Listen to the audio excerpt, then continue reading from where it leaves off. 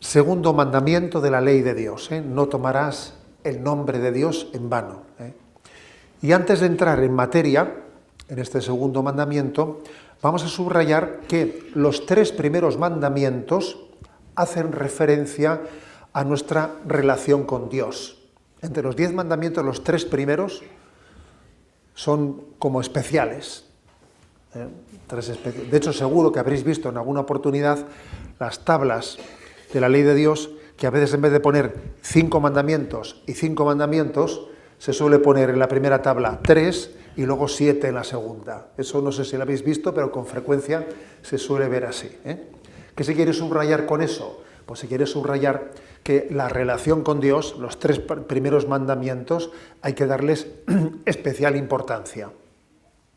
Primero Dios, ¿eh? O sea, cosa que suele ser bastante distinta en nuestra vida, pero bueno, los 3 mandamientos primeros forman una unidad. Amarás a Dios sobre todas las cosas, no tomarás el nombre de Dios en vano y santificarás las fiestas. Los demás mandamientos, los 7 restantes, hacen referencia a nuestra relación con los demás y conmigo mismo. Honra a tu padre y a tu madre, no matarás, no cometerás actos impuros, no tendrás malos pensamientos. Los otros 7 son la relación con los demás y con uno mismo. Y los 3 primeros, nuestra relación con Dios. Es significativo que estas 10 palabras, estos 10 mandamientos, comiencen con la relación con Dios. Porque es entender que lo primero en nuestra vida, si tenemos a Dios en el centro de nuestra vida, el resto de las cosas ocupan fácilmente el lugar que les corresponde. Ahora, cuando Dios no está en el centro de nuestra vida, las cosas están desordenadas, desordenadas. Esta es una primera consideración. Una segunda consideración. El primer mandamiento y el segundo forman una unidad, una unidad. Tutelan la misma realidad. Pero el primero, amarás a Dios sobre todas las cosas, está formulado en positivo. Y el segundo, no tomarás el nombre de Dios en vano, está formulado en negativo. El primero es lo que debes de hacer, el segundo es lo que debes de evitar. Es muy típico, ¿no?, en la sensibilidad contemporánea, decir que las cosas hay que decirlas siempre en positivo, no en negativo, que hay que tener empatía y tal. Bueno, eso está muy bonito decirlo, pero tiene algo de irreal, porque el segundo mandamiento también es importante, no solo decirlo en positivo, sino también formularlo, extraer las consecuencias del primer mandamiento, de lo que debemos evitar en esta vida. Obviamente hay que evitar todo aquello que es contrario a que ames a Dios sobre todas las cosas. Si yo he dicho en el primer mandamiento que Dios tiene que ser el centro de mi corazón, pues hay que sacar consecuencias y hay que ver, por lo tanto, qué tengo que evitar para que lo primero sea verdad. Y de hecho, para que veamos que no hay que tener miedo a esta fórmula de también afirmarlo no solo en positivo, sino también en negativo.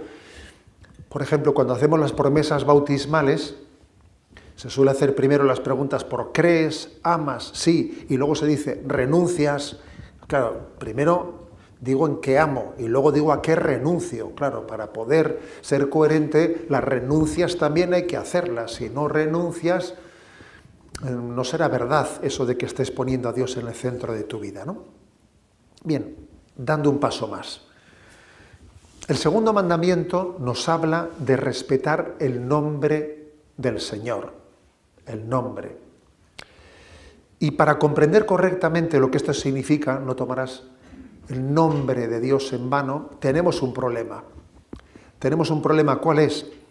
Pues que en nuestra cultura actual eso del nombre está muy devaluado. Y no solo el nombre, también está muy devaluada hasta la misma palabra.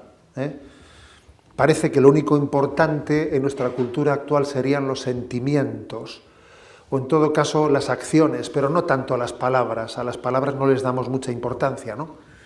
Solemos decir que el hombre puede pecar de pensamiento, palabra, obra u omisión, y a lo que menos importancia le solemos dar es a las palabras, ¿no? Sin embargo, las palabras tienen también un valor importante. La prueba de eso es, por ejemplo, un texto Mateo 12:36, que dice: os digo que de toda palabra ociosa que hablen los hombres darán cuenta en el día del juicio. Madre mía, eso dice Mateo 12:36, que de toda palabra ociosa daremos cuenta. Luego tenemos también que saber, o sea, ser conscientes, ¿no?, de la importancia que tienen las palabras que transmitimos, ¿no? La palabra es expresión de la interioridad del hombre, o debe de serlo. Si hay una disociación entre las palabras que dices y lo que dentro tienes en tu corazón, pues hay un desequilibrio, hay una hipocresía. Digo que tenemos un problema de no darle importancia a las palabras. Y también se ha trivializado en nuestra cultura el nombre que damos a las personas. Por eso cuesta entender el segundo mandamiento: no tomarás el nombre de Dios en vano. Se ha trivializado eso del nombre. En nuestra cultura se ponen nombres a los niños sin que el nombre tenga ningún significado muchas veces. Se eligen nombres, pues sencillamente porque nos resulta simpática la palabra, nos resulta simpática, por un criterio fonético, por sonoridad, por musicalidad. Me gusta este nombre, pero vamos, sin ningún tipo de conciencia, ¿no?, de lo que significa el nombre. Pero en la Biblia y en otras muchas culturas esto es muy distinto. El nombre no es algo convencional. El nombre significa a la persona. Es más, suele significar muchas veces la misión que Dios da a la persona. Podemos decir, ¿no?, que el nombre es como la persona misma. Por eso es necesario respetar el nombre, porque respetar el nombre es respetar la persona. Eso en la Sagrada Escritura lo vemos. Por ejemplo, ¿no?, en Génesis 17:5, cuando Yahvé hace la alianza con Abraham, le dice: ya no te llamarás Abraham, tu nombre será Abraham. O sea, le cambia de nombre, pues diciendo: a partir de ahora he hecho alianza contigo y tu nombre va a ser distinto, porque ya no eres el mismo, el nombre va a significar que en ti ha habido un cambio. O por ejemplo, pues cuando Jesús elige a Simón y le dice: tú ya no eres Simón, tú eres Pedro, y sobre esta piedra edificaré mi iglesia. O sea, le cambia de nombre, fíjate, le cambia de nombre y le llama Pedro, porque tú eres piedra, porque tu vocación va a ser piedra. O sea que,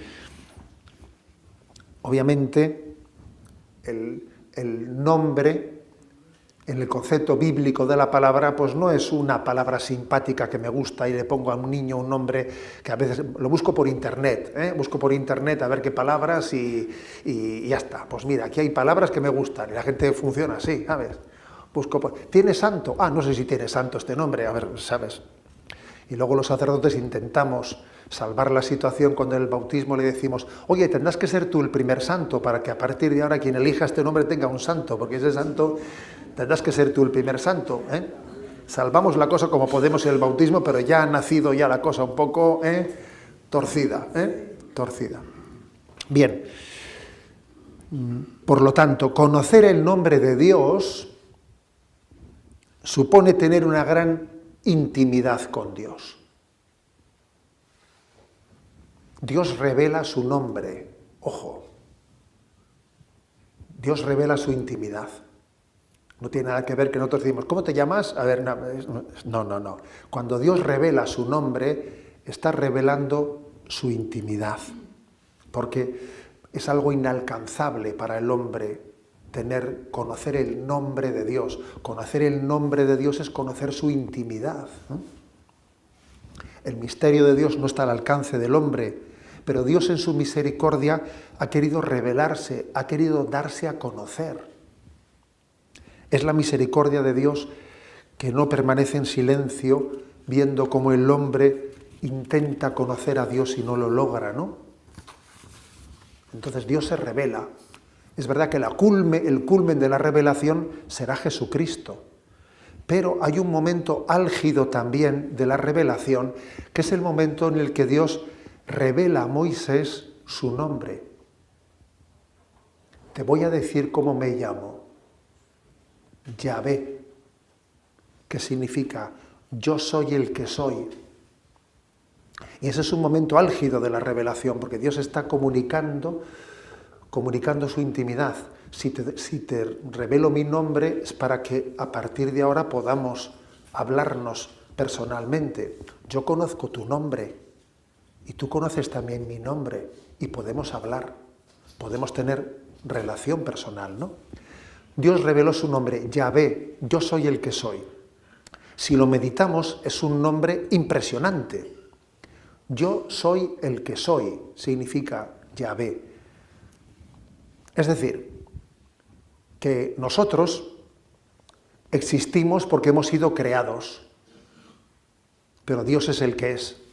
No es el que ha sido creado, sino el que existía desde siempre. Dios es por sí mismo, no es porque ha sido creado. Eso es lo que significa Yahvé. Yahvé es yo soy el que es la existencia eterna, el que da el ser a los demás. Tú no eres tú has sido creado, tú existes por participación del ser de Dios, tu ser es recibido. Dios existe por sí mismo. El nombre de Yahvé es impresionante, lo que significa, ¿no? Pues bien, el segundo mandamiento custodia el hecho de que conocer el nombre de Dios es una gracia, es un regalo poder haber recibido esa intimidad. Es una gran confianza que Dios nos ha mostrado, una invitación a la intimidad con Él, ¿no? Y por lo tanto, no podemos pronunciar el nombre de Dios en vano o hablar de Dios como quien habla de cualquier cosa.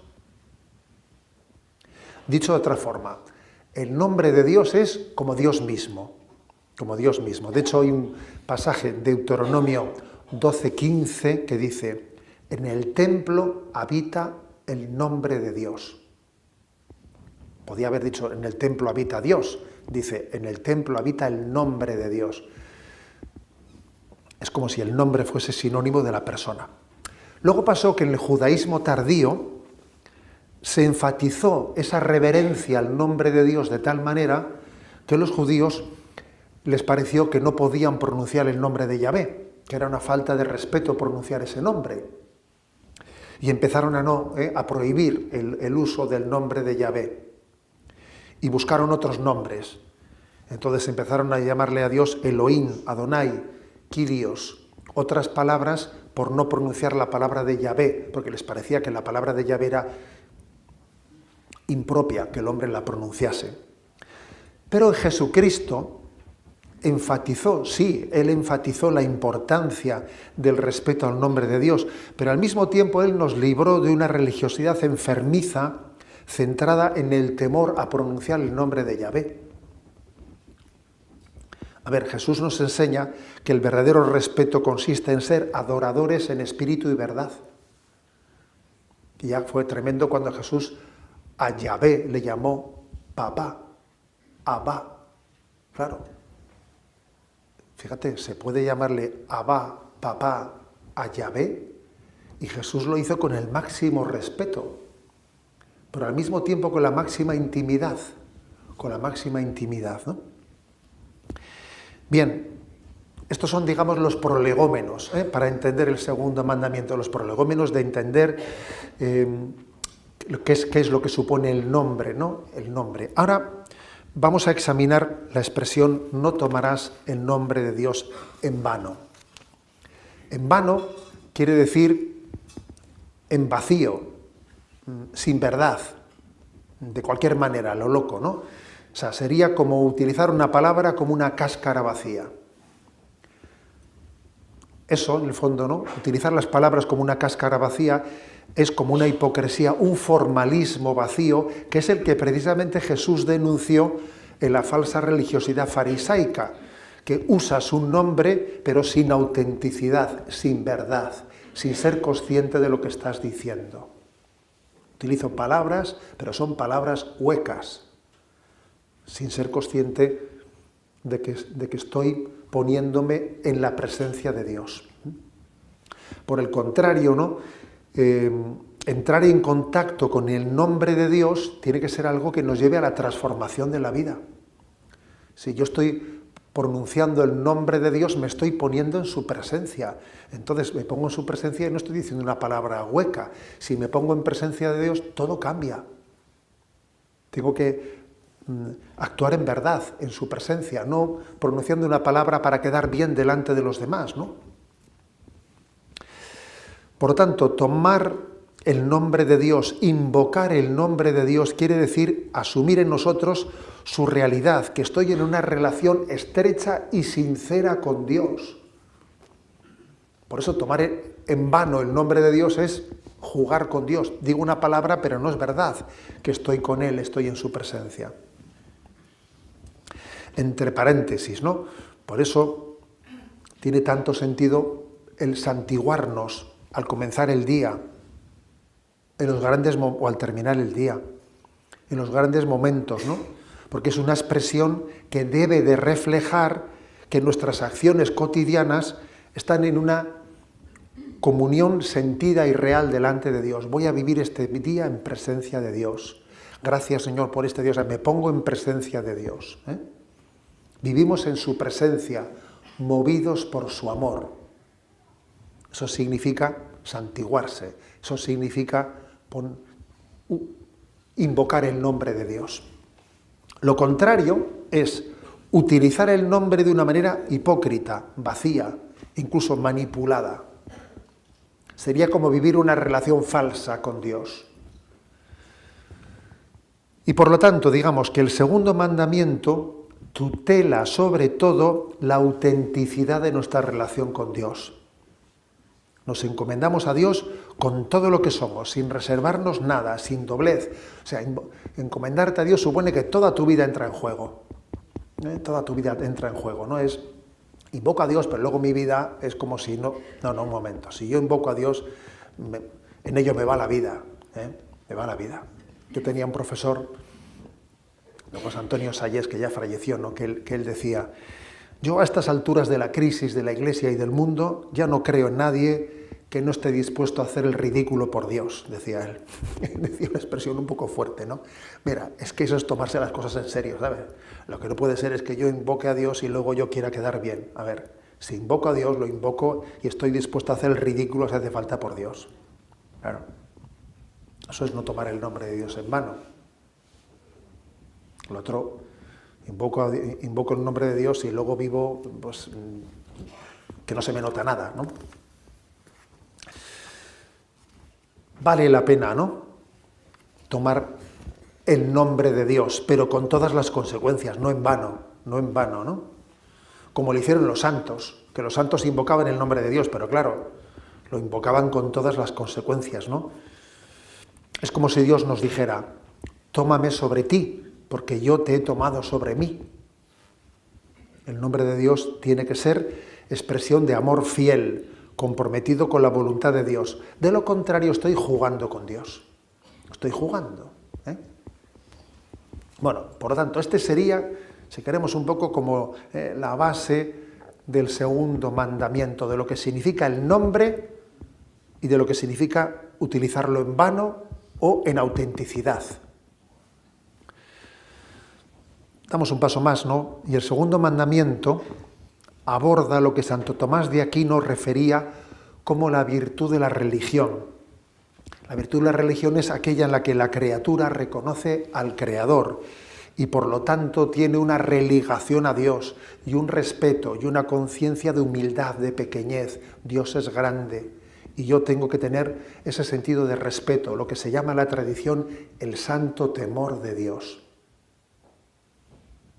Fíjate, que no dice temor a Dios, sino temor de Dios, que es un matiz importante. No es que el hombre esté llamado a tener miedo a Dios, sino está llamando a tener miedo de apartarse de Dios, de vivir fuera de su ley, de vivir fuera de sus mandamientos, de su amor. Entonces, el segundo mandamiento, no tomarás el nombre de Dios en vano, es un mandamiento que preserva desde la virtud de la religión el santo temor de Dios, el sentido del respeto a lo sagrado. Eso ya sé que hoy en día no se lleva mucho. Vamos a ser claros. Ha habido épocas históricas Ha habido épocas históricas. Por ejemplo, existió las épocas en las que existía el jansenismo. El jansenismo era una herejía en la que se presentaba la religión de una manera que acogotaba, ¿no? Acogotaba a las personas que temblaban y se sentían, ¿no? Pues no sentían la misericordia de Dios. Bien, hoy en día de jansenismo tenemos poco, ¿eh? Estamos en el polo contrario, ¿no? Estamos en el polo contrario en el que, a Dios más que como un padre le invocamos como un abuelo en el sentido de que le tomo el pelo. ¿Así me explico? Y con perdón de los abuelos aquí presentes, ¿no? A los cuales les queremos mucho, pero ya me entendéis la expresión, ¿eh? Que hemos pasado del Dios Padre al Dios Abuelo, que no tiene un sentido no le reconozco un sentido de autoridad real en mi vida. Entonces nos falta cuidar el santo temor de Dios. Nuestra difunta madre, que estas semanas se han cumplido 6 años de su fallecimiento, nuestra madre que era catequista, ella solía decir, mira, una cosa es tener confianza en Dios y otra cosa es tomarse confianzas.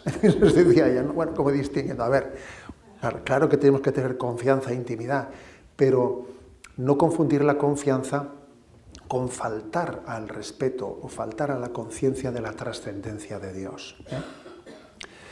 En el Catecismo de la Iglesia Católica, para subrayar que esto del santo temor de Dios es importante. Hoy en día ya sé que esto lo queremos dejar a un lado, pero es que es importante.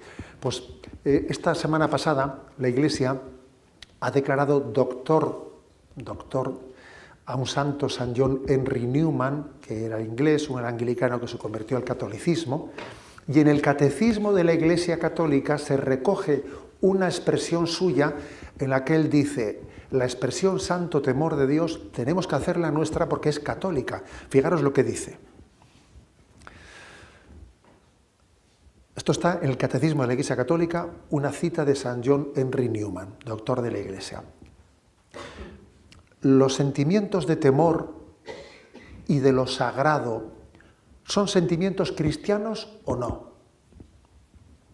Y él dice, nadie puede dudar razonablemente de que sí son sentimientos cristianos.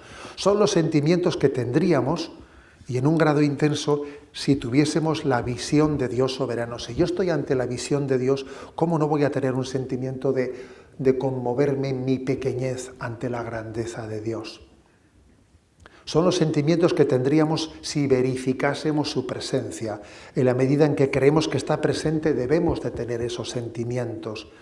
No tenerlos es no creer que Dios está presente, dice San John Henry Newman. O sea que el sentimiento del santo temor de Dios, no del temor a Dios, sino el temor de que yo soy digno de estar en su presencia. Mi alma está bien dispuesta para estar delante de Él. Ese sentimiento es un sentimiento de humildad. Si no eres consciente de que estás delante de Dios, si no estás confundiendo a Dios con cualquier cosa, ¿eh? El santo temor no es otra cosa que el sentido de lo sagrado, el sentido de la trascendencia de Dios. Y por desgracia, en nuestro entorno secularizado, hay muchos signos de pérdida del sentido de lo sagrado. Por ejemplo, a veces la falta de unción en la liturgia. O que entramos en una capilla y está el Señor presente y no se nos nota nada, ¿sabes? Porque, no sé, igual celebramos la misa de cualquier manera o tal, o comulgamos y enseguida... un momento. San Juan de Ávila le dijeron que había, ¿no?, pues un sacerdote que celebraba la misa con poca devoción, y entonces terminaba la misa y se iba a la taberna, ¿no?, enfrente enseguida, sin hacer acción de gracias. Y en San Juan de Ávila le mandó a 2 monaguillos que cuando salía el sacerdote le acompañasen con 2 velas, acompañándole hasta el bar, ¿no? Y claro, el hombre se vio con dos monaguillos al lado suyo acompañándole y preguntó, ¿qué estáis haciendo? Dije, no, el maestro Ávila nos ha dicho que te acompañemos. Y claro, el hombre se dio cuenta de que estaba recibiendo un tirón de orejas diciendo, que acabas de comulgar, que se te note que estás en su presencia, ¿no? Que estás en su presencia. Es que los signos que hacemos son porque Dios está presente. Dios está presente, ¿no? Yo suelo contar una anécdota de mis años de sacerdote en Zumárraga, y es que es una anécdota que es graciosa, pero muy significativa. Y me acuerdo que a los monaguillos yo les insistía, el Señor está en el sagrario, vamos a hacer una genuflexión. Y los monaguillos, madre mía, ¿no? Súper revoltosos, y no te hacían caso. Y un día ya pues les corregí especialmente, ¿no? A ver, Jesús está aquí, pasamos delante de él y hacemos esa confesión. Vale, ya me escucharon así. Bueno, en fin. Y al día siguiente llego a la iglesia, y estaba la iglesia vacía, y el confesionario veo que se mueve un poco, así como la tela, la cortinilla del confesionario se mueve. Y digo yo, ahí dentro hay alguien, porque aquí no hay aire. Corrí la cortinilla y estaban los monaguillos. Y les digo, ¿qué hacéis vosotros aquí? Y me dice, es que queríamos ver si cuando estabas solo también te arrodillabas. Me dijeron. Ojo con ellos, ¿sabes? Ojo con ellos. Pero yo dije, a ver, estos chavales, aparte de tremendos, tienen también una mente lógica. Porque claro, están diciendo, esto que nos dice que lo hagamos, ¿es porque esto es así? ¿O porque lo hacemos delante de los demás? ¿O cómo funciona esto? Claro, me pareció tremendo, que los chavales hiciesen esa prueba. A ver, es que Jesús está aquí, me explico. Es que entonces mi sentido de lo sagrado, claro, si perdemos el sentido de lo sagrado y yo las cosas las hago, estoy perdiendo el santo temor de Dios, estoy perdiendo la conciencia de su presencia, ¿no? Entonces, a veces, incluso en ambientes eclesiales, se invoca la cercanía de Dios para justificar la eliminación de signos sagrados. Y eso es un error. Pues eliminar el silencio, el respeto, la genuflexión. Si Dios es bueno, a ver un momento. Cometemos errores. Pero es que claro que Dios es cercano, pero Dios es cercano sin dejar de ser todopoderoso. Y las dos cosas hay que integrarlas. Es Señor de cielos y tierra y está aquí presente. Por lo tanto, ¿no? El antídoto para luchar contra esta falta de respeto, de unción, de falta de conciencia de la trascendencia de Dios, es vivir en presencia de Dios, vivir ese santo temor de Dios. Ese es el antídoto, ¿no? El santo temor de Dios, como he dicho, no es esclavizante, sino liberador. El hombre que no siente temor de Dios está lleno de temores humanos. Tiene miedo al ridículo, tiene miedo al rechazo, tiene miedo a qué dirán, tiene miedo al fracaso. Porque esto es así, El que no vive el santo temor de Dios, o sea, a mí lo que me importa es lo que Dios piense de mí. Lo que los demás piensen de mí, a ver, que se quede ahí. Dios es mi público, ¿sabes? Mi público es Dios. Mi público no son los demás, los aplausos que me dirijan o los pitidos que me dirijan. No, mi público es Dios. Entonces eso es lo que significa la expresión santo temor de Dios. Las cosas las hago en presencia de Dios.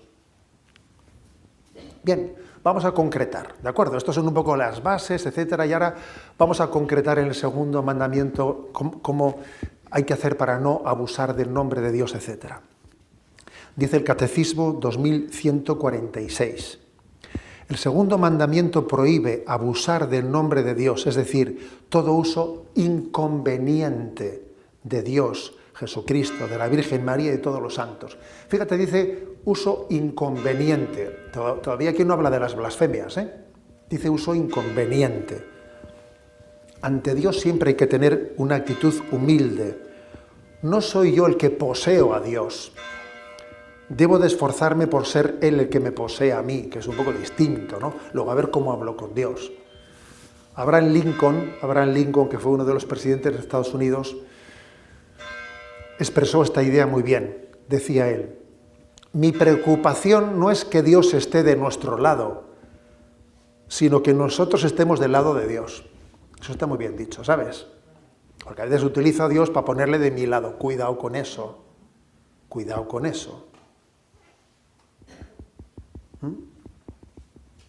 que Dios bendiga lo que voy a hacer. Un momento, tú procura que lo que vas a hacer sea conforme a la voluntad de Dios, ¿no? Eso hay que tener mucho cuidado, porque uno puede, por ejemplo, fíjate, pues la historia de las cruzadas, ¿no? Cuando nosotros, a ver, que yo entiendo, por ejemplo, que el cristianismo, ¿no? Cuando llegó la noticia de que los musulmanes habían destrozado la tumba de Jesucristo, se organizaron cruzadas, ¿no? Pues para reconquistar aquello. Y el lema fue Deus vult, Dios lo quiere, vamos allá, venga, Dios lo quiere. Y claro, uno entiende que eso nacía de un corazón de buena voluntad, ya, pero hay que tener cuidado, porque tú comienzas con Dios lo quiere, voy allí y van pasando muchas cosas por el camino, ¿sabes? Y a ver si Dios quiere todo lo que está pasando ahí, porque se te mezclan cosas y tú te metes en una guerra y en una guerra matas inocentes y eso Dios lo quiere, cuidado con eso, ¿sabes? Cuidado con decir Dios está con mi causa, cuidado con eso. Cuidado porque en las causas que comienzan justas a veces se mezclan cosas que ya no son tan justas, ¿no? Invocar a Dios siempre hay que hacerlo con humildad, preguntarse y discernir cuál es la voluntad de Dios y no dar por supuesto que la voluntad de Dios coincide con la mía. Eso es muy sano. Muy sano, tendré que purificar yo mi voluntad y a ver si conozco la voluntad de Dios. Por lo tanto, no abusar del nombre de Dios incluye la delicadeza en la manera de referirnos a Él. Me voy a atrever a hacer algunos ejemplos, ¿vale? Unos cuantos ejemplos. Por ejemplo, a veces se invoca a Dios de una manera supersticiosa. Hay personas por ahí, ahora yo creo que se ha pasado un poco la moda, pero antes había cadenas para rezar en oración. Si tú rezas esta oración 5 veces, no sé qué, como no la reces, a uno que la rezó le tocó la lotería y el que no la rezó le atropelló un coche. Mira, vamos a ver. Eso se ha pasado un poco. No se ha pasado. No. A ver, cosas de esas, ¿entiendes? A ver, que es una invocación supersticiosa del nombre de Dios. Por Dios, quítate eso de encima.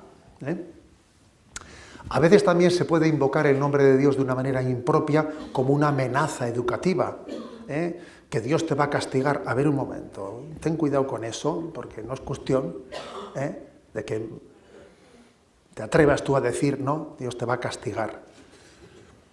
A veces se invoca a Dios para afirmar mi razón frente al otro.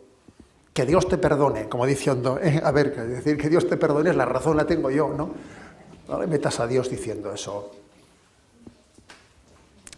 A veces se invoca a Dios como autojustificación rechazando las correcciones. A mí Dios me entiende. A ver, un momento. Quieres decir que vas a hacer lo que te dé la gana, ¿verdad? O sea, pues no le metas a Dios en medio diciendo que a mí Dios me entiende. A veces se invoca a Dios como un desahogo en momentos de rabia. Dios, ¿por qué sueltas ese nombre para qué? Para desahogarte en un momento de rabia. Y a veces se invoca a Dios como mera cortesía, que no sabes ni lo que estás diciendo. Se le dice, Dios se lo pague, a ver, que no sabes ni lo que estás diciendo en realidad. Es cierto que nuestra cultura tiene unas raíces tan cristianas que es que invocamos a Dios diciendo, adiós, hasta luego. Es que no nos damos cuenta de que nuestra cultura tiene unas raíces tan cristianas que tenemos a Dios en nuestros labios sin darnos cuenta muchas veces, ¿no? Bien, obviamente soy consciente de que entre los ejemplos que he puesto hay algunos, como este último que he puesto, ¿no?, de invocar a Dios, etcétera, decir a Dios sin ser consciente que son temas menores. Pero quizás el tema más grave en la invocación indebida del nombre de Dios, pues obviamente es la blasfemia. La blasfemia, ¿no? Claro, ¿cómo puede haber algo, puede haber algo más contradictorio con el sentido religioso de la vida, teniendo en cuenta que hemos sido creados por Dios, que Dios nos ama, que estamos llamados a alabarle, que el hombre está llamado a alabar a Dios toda la eternidad en el cielo? ¿Puede haber algo más contradictorio que soltemos una palabra de ofensa a Dios? A ver, es que objetivamente hablando es bastante gordo, ¿no? Luego es verdad que muchas personas que blasfeman es que en realidad no tienen ni conciencia de la barbaridad que están diciendo, o a veces incluso se ha convertido en un hábito en un hábito, ¿sabes?, que suelta una palabra como podría decir cualquier otra cosa, ¿no? Pero en sí misma es una barbaridad, ¿no? Y obviamente hay que luchar contra ese vicio. Hay que luchar contra el vicio de la blasfemia. El que lo tenga, ¿no? Pedirle a Dios la gracia de luchar a tope. Practicar la corrección fraterna entre nosotros. Sí, hay que hacer corrección fraterna. A veces igual no en público, sino en privado, porque a una persona igual en público es posible que no me vaya a admitir más la corrección, pero en privado igual, o sea, ejercer la corrección fraterna. Hacer actos de reparación. Cuando alguien escucha una blasfemia, tiene que hacer un acto de reparación en su corazón. Bendito sea el nombre de Dios, alabado sea el nombre de Dios. También, fijaros, también hay que reivindicar el respeto a las cosas sagradas, ¿no? El respeto a la libertad religiosa. El Gobierno de España anunció, hace unos meses, su voluntad de revisar y reformar el Código Penal español para eliminar o modificar el delito de la ofensa de los sentimientos religiosos del artículo 525, pues para que no pueda ser delito el ofender los sentimientos religiosos. A ver, por la gracia de Dios me parece que esto se va a quedar sin aprobar, porque tampoco parece que tengan mayoría para aprobar cosas, ¿no? Pero ¿por qué se tiene que facilitar el que la ofensa a los sentimientos religiosos no tenga consecuencias para nadie? A ver, yo creo que el que alguien ofenda a los sentimientos religiosos debe de estar también regulado, porque es una ofensa a otra persona, ¿no? Exactamente igual que si ofendemos a sus padres, a sus padres, ¿no? Y por último también digamos una cosa, que el concepto de blasfemia no se limita a las palabras que uno dice ofendiendo a Dios o actitudes burlescas frente a Dios, sino que también la blasfemia puede ser la de utilizar el nombre de Dios para justificar barbaridades. Fijaros lo que dice el Catecismo 2148. Es también blasfemo recurrir al nombre de Dios para justificar prácticas criminales, reducir pueblos a la servidumbre, torturar, dar muerte. El abuso del nombre de Dios para cometer un crimen es gravísimo, obviamente. A ver, pues lo que ha pasado en Gaza. Unos invocan el nombre de Dios para hacer una barbaridad, otros vuelven a invocar el nombre de Dios para hacer una barbaridad. A ver, es una barbaridad, ¿eh? Lo que Hamás hizo invocando el nombre de Dios y luego lo que Israel hace invocando el nombre de Dios, a ver, son dos barbaridades. Tú no puedes invocar el nombre de Alá o Yahvé para hacer una barbaridad. Es una blasfemia, ¿no? Utilizar el nombre de Dios para decir en su nombre hago esta barbaridad. Recuerdo que cuando comenzó ese lío, el cardenal patriarca de Jerusalén, Pizzaballa, él convocó una jornada de oración por la paz. Y entonces Netanyahu le respondió diciendo: por favor, no ore usted por la paz, ore por nuestra victoria, ¿no? A ver. Tremendo, ¿eh? Estaba orando por la paz. El otro quería, yo quiero ganar. Sí, vamos a ver.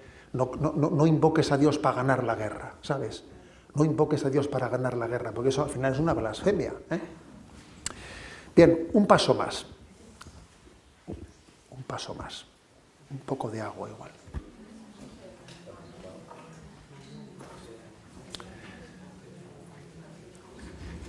Juramentos y promesas. También el segundo mandamiento regula de alguna forma el tema de los juramentos y promesas. Dice el punto 2147, las promesas hechas a otro en nombre de Dios comprometen el honor, la fidelidad, la veracidad y la autoridad divina. Deben ser respetadas en justicia. Ser infiel a ellas es abusar del nombre de Dios y en cierta manera hacer de Dios un mentiroso. Es decir, si yo hago una promesa en nombre de Dios, tengo que tomar eso muy en serio. Si hago un juramento, porque el segundo mandamiento prohíbe el juramento en falso. Hacer juramento o jurar es tomar a Dios por testigo de lo que se afirma es invocar la veracidad divina como garantía de la propia veracidad. Entonces, tomarse en serio el acto de poner a Dios por testigo de lo que afirmamos. Esto es lo que hay que añadir. Por cierto, que Jesús nos enseñó a no recurrir al juramento indebidamente. Mateo 5:33 dice: si os ha dicho no jurarás en falso, pues yo te digo no jures, ni por el cielo ni por la tierra. Cuando sea sí, di sí, y cuando sea no, di no. No estés jurando, poniendo a Dios por testigo de las cosas, ¿no? Entre otras cosas porque como alguien tenga mucha necesidad de jurar es que tiene un problema con el valor de su palabra, ¿eh? Mal asunto. Sí, mal asunto. Si alguien... Es un pasaje evangélico que se ha concretado en la tradición de la Iglesia en reservar el juramento para momentos solemnes de la vida, en un juicio, jurar un cargo. La importancia está en no trivializar, porque hacer una promesa en nombre de Dios compromete el honor, la fidelidad, la veracidad, la autoridad divina. Hay una película que no sé si la habéis visto, pero es maravillosa, que es la de Un hombre para la eternidad, de Santo Tomás Moro. Esa película merece la pena que la veáis. Es bastante antigua, ¿eh? Es de 1966, pero tiene 8 Oscars. Es una película muy potente, La vida de Santo Tomás Moro. Entonces, Un hombre para la eternidad se llama. Tomás Moro, sabéis que, claro, cuando Enrique VIII pasó lo que pasó, que rompió con la Iglesia, con el Papa, para poderse casar con Ana Bolena, y así él se hizo a la cabeza de la Iglesia anglicana, que así fue la ruptura de los anglicanos, ¿no? Entonces él allí exigió que todo el mundo hiciese un juramento de fidelidad al nuevo jefe de la Iglesia, que era el rey y no el Papa. Y claro, en ese momento allí, claro, pues muchísimos, para salvar la vida, juraron y punto. Pero claro, llegó la gente que, o sea, los hombres que viven en presencia de Dios. Tomás Moro, que era el canciller de Inglaterra, dijo: a ver, yo eso no lo puedo jurar, yo tengo que cumplir en conciencia, ¿no? Entonces le llevan a la Torre de Londres, para juzgarle, y todo el mundo sabía que le iban a decapitar. Y entonces le visita su familia, y su familia intentan convencerle de que haga el juramento. Mira, papá, jura, y tú en tu interior piensa otra cosa. Será una falta pequeña, no pasará nada. Y entonces la respuesta que le da Tomás Moro, ¿no?, en la película es tremenda, ¿no? Le dice a su familia: cuando el alma de un hombre se halla en peligro, nada puede ser pequeño o insignificante. ¿Qué es un juramento sino las palabras que se pronuncian para comprometer el alma ante Dios? Y ante la sugerencia, ¿no?, de que él podía decir esas palabras sin creerlas, él añade: ¿y qué sentido tendría entonces un juramento? Si los hombres se comprometen con palabras vacías, las palabras de Dios ya no tendrán sentido para ellos. Y entonces el hombre no podrá sostenerse frente al poder. Yo soy siervo del rey, pero primero soy siervo de Dios. Eso respondió el hombre, Y bueno, pues es mártir, ¿sabes? Y en este momento, fíjate, pues la Iglesia de Inglaterra ha pasado por todo lo que ha pasado, ¿sabes?, ¿no? Y gracias a la fidelidad de Santo Tomás Moro y otros mártires, pues también la fe se ha conservado en Inglaterra. Se ha conservado en Inglaterra. Y este año hemos tenido la noticia gozosa que después de que el catolicismo prácticamente ha estado prohibido durante muchos siglos en Inglaterra, ¿no?, y perseguido y con muchos problemas, pues fíjate, el catolicismo ha ido creciendo, y este año ya es el año en el que hay más jóvenes católicos que anglicanos en Inglaterra. Al final las cosas se ponen en su sitio, Bueno, en definitiva, a ver, le hemos pegado un repaso al segundo mandamiento, Y yo si hiciese un resumen. Es un mandamiento que sobre todo nos hace caer en cuenta del misterio del nombre de Dios. El nombre de Dios es revelador de la intimidad de Dios. Dios ha revelado su nombre para que tengamos intimidad con Él. Al mismo tiempo es una intimidad, pero una conciencia de trascendencia, de sentido de respeto, del santo temor de Dios, ¿no? Entonces, el segundo mandamiento pide que tengamos autenticidad, que no juguemos, ¿no?, con invocar el nombre de Dios como si fuese una palabra vacía, que nos demos cuenta de que invocar el nombre de Dios es hacer las cosas ante sus ojos, en su presencia, en su presencia. Y obviamente luego también este es un mandamiento que regula las faltas de respeto en la manera de hablar, en la manera de comportarse, en todo aquello que es contradictorio con el sentido de poner a Dios en el centro de nuestra alma. Gloria al Padre, al Hijo y al Espíritu Santo, como era en el principio, ahora y siempre, por los siglos de los siglos. Amén.